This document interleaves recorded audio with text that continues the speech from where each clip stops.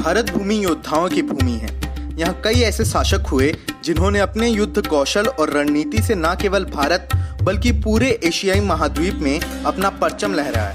ये योद्धा ऐसे थे जिनके बारे में सुनकर ही शत्रु मैदान छोड़कर भाग जाते थे। इनका अपने राज्य में सम्मान और आदर के साथ नाम लिया जाता था। युद्ध के मैदान में जब ये योद्धा लड़ते थे तो इनके सहयोगी योद्धाओं का भी मनोबल बढ़ता था। तो हम आज आपको ऐसे ही 10 लड़ाकों के बारे में बताएंगे।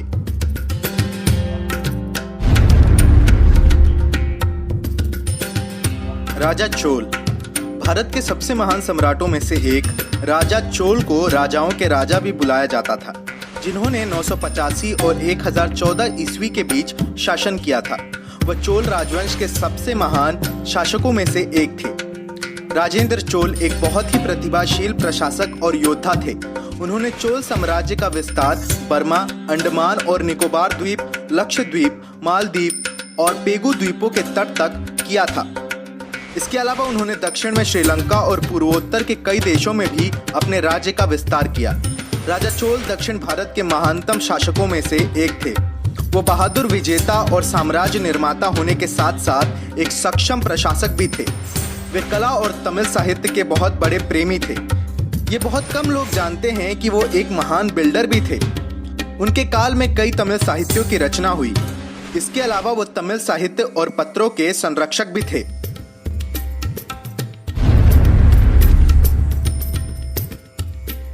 कृष्णदेवराय दक्षिण भारत का विजयनगर साम्राज्य। तुलवा वंश के तीसरे शासक कृष्णदेवराय के तत्वाधान में अपनी सबसे बड़ी सीमा तक पहुंच गया।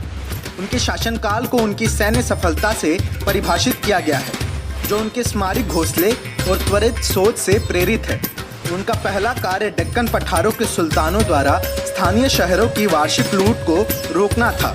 जब उनकी सेनाओं ने लड़ाई लड़ी और 1509 में आक्रमणकारियों को हराया।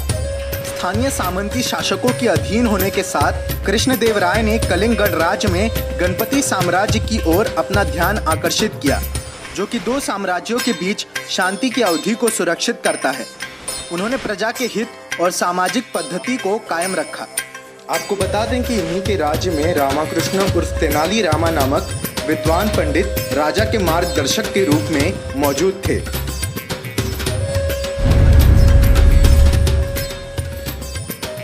अकबर मुगल साम्राज्य में तीसरी पीढ़ी के शासक जलालुद्दीन मोहम्मद अकबर ने लगभग पूरे उत्तरी और मध्य भारत पर शासन किया था। उनका राज 1556 से लेकर 1605 तक रहा। पानीपत की दूसरी लड़ाई में रणनीति बनाने और शानदार जीत के अलावा उनकी बेमिसाल तीक्ष्णता के लिए उन्हें बहुत महान माना जाता है। उन्हें अपने सैन्य नवाचारों के लिए भी जाना जाता है, जो बाद में कई अन्य राजाओं द्वारा भी अपनाई गई थी। उनकी चतुर युद्ध रणनीति को विभिन्न इतिहास की किताबों में वर्णित किया गया है। अकबर के शासनकाल में मुगलिया सल्तनत पूरे भारतीय महाद्वीप में फैल गई। विशाल मुगल राज्य को एकजुट करने के लिए अकबर ने अपने पूरे साम्राज्य में प्रशासन की एक केंद्रीकृत प्रणाली स्थापित की थी। उन्होंने धार्मिक और सांस्कृतिक रूप से विविध साम्राज्यों में शांति और व्यवस्था बनाए रखने के लिए ऐसी नीतियां अपनाई जिनसे उन्हें अपने गैर मुस्लिम लोगों का भी समर्थन मिला।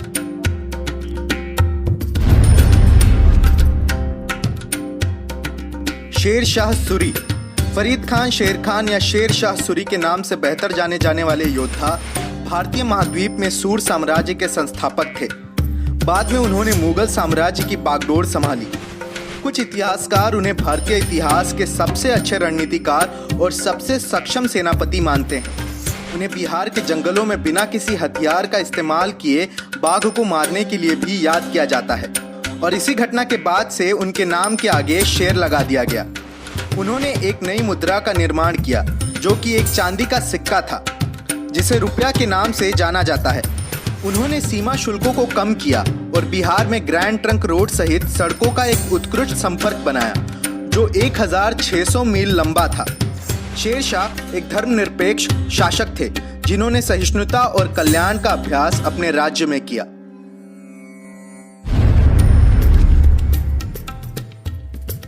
चंद्रगुप्त मौर्य मौर्य साम्राज्य के संस्थापक चंद्रगुप्त मौर्य ने 340 ईसा पूर्व से लेकर 298 ईसा पूर्व तक शासन किया। चंद्रगुप्त मौर्य ने भारत के विभिन्न राज्यों को एक साम्राज्य में एकीकृत किया, जब भारतीय उपमहाद्वीप पूरी तरह से अलग थलग पड़ चुका था।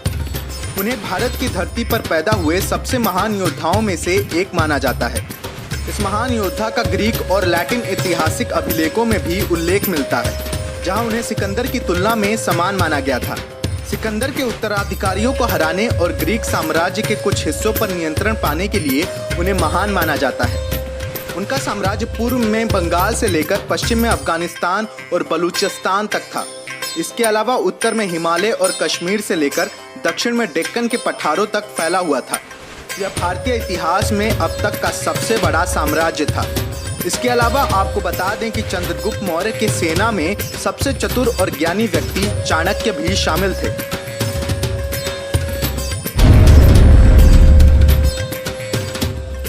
रानी लक्ष्मीबाई। रानी लक्ष्मीबाई का जन्म 19 नवंबर 1828 को बनारस के एक मराठी ब्राह्मण परिवार में हुआ। उन्हें मणिकर्णिका का नाम दिया गया। झांसी 1857 में विद्रोह का एक प्रमुख केंद्र बन गया था, जिसके बाद झांसी की रानी लक्ष्मीबाई ने सुरक्षा को मजबूत करना शुरू किया और एक स्वयंसेवी सेना शुरू की। साधारण लोगों ने भी क्रांति में योगदान दिया। 1857 में पड़ोसी राज्य जैसे ओरछा और दतिया के राजाओं ने झांसी पर हमला कर दिया, लेकिन रानी लक्ष्मीबाई ने उन्हें सफलतापूर्वक हराया। मार्च 1858 में ब्रिटिश सेना ने झांसी शहर को चारों ओर से घेर लिया था। झांसी को ब्रिटिश सेना के हमलों से बचाने के लिए उन्होंने क्रांतिकारियों का एक बल विकसित किया। महिलाएं भी इस बल का अहम हिस्सा थीं। इस क्रांति में उन्हें नाना साहिब, तात्या टोपे और कंवर सिंह का सहयोग मिला। रानी लक्ष्मीबाई ने अंग्रेजों से खूब लोहा लिया, उन्हें मुंहतोड़ जवाब दिया और मातृभूमि के सम्मान के लिए लड़ते लड़ते जंग में शहीद हुई। अंग्रेजों ने भी उनके साहस को सराहा और कहा कि अगर कोई उस लड़ाई में मर्द था तो वो रानी लक्ष्मीबाई थी। रानी लक्ष्मीबाई भारतीय स्वतंत्रता के पहले युद्ध की महान नायिका थी।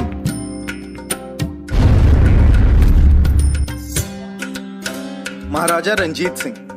महाराजा रंजीत सिंह का जन्म 13 नवंबर 1780 को पाकिस्तान में हुआ था।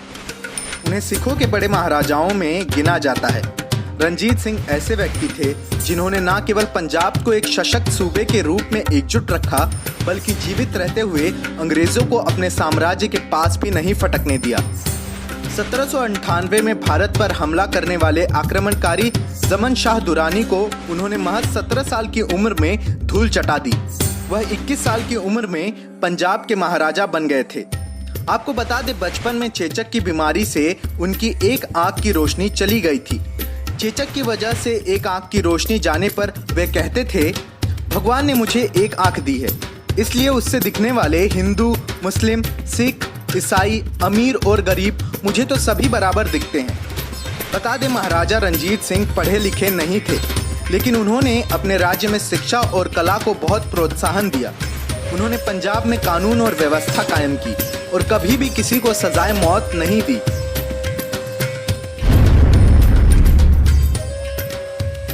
पृथ्वीराज चौहान।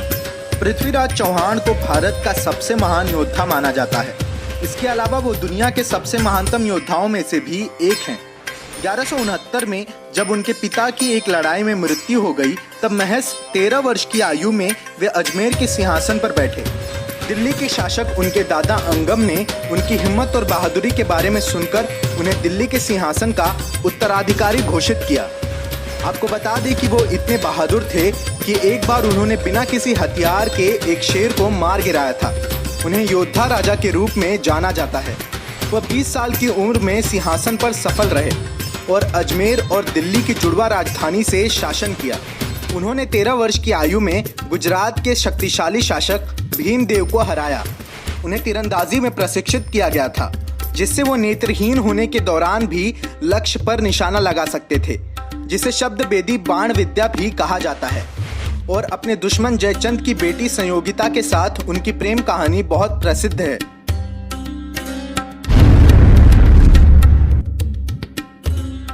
महाराणा प्रताप। महाराणा प्रताप राजस्थान के बहुत ही बहादुर हिंदू राजपूत शासक थे।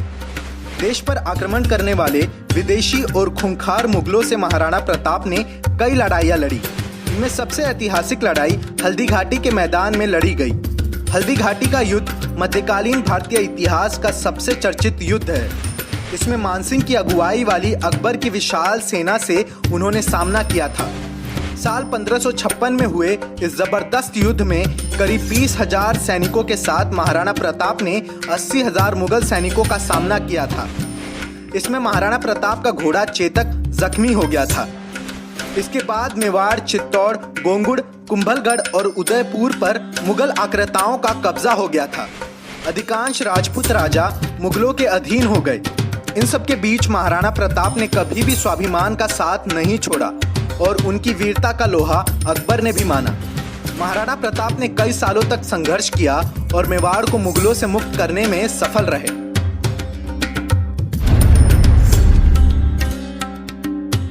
छत्रपति शिवाजी राजे भोसले।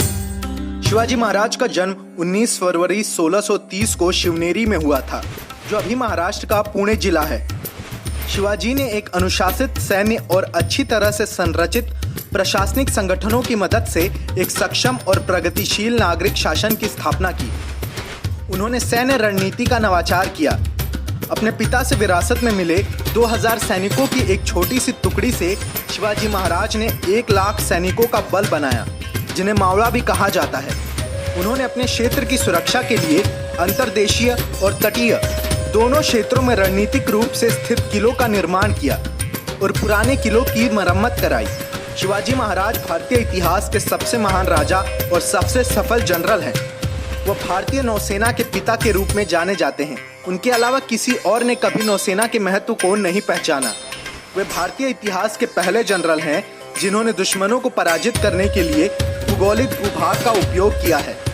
उन्होंने पूर्ण स्वराज के लिए अपना पूरा जीवन समर्पित कर दिया। वह एक बहुत ही प्रेरणादायक राजा थे और उन्होंने किसानों का एक राज्य भी स्थापित किया था, जहां खेती को बढ़ावा दिया जाता था। शिवाजी बहुत ही दयालु शासक थे। उन्होंने ऐसे कानून स्थापित किए जो राज्य की सामाजिक अखंडता के लिए बहुत प्रभावशाली थे। यहाँ तक कि मुस्लिम सैनिकों और बस्तियों के लिए उन्होंने रायगढ़ में मस्जिद की स्थापना भी की। महिलाओं के हक में और उनके सम्मान की रक्षा के लिए अपने राज्य में कानून बनाने वाले वे पहले राजा थे। शिवाजी की प्रेरणा ने देश में स्वराज्य की लौ जला दी थी। लोगों के लिए शिवाजी महाराज आज भी एक नायक हैं। अगर हमारी ये जानकारी आपको पसंद आई तो वीडियो को जरूर लाइक कीजिए, शेयर कीजिए और सब्सक्राइब कर बेल आइकन पर क्लिक कीजिए।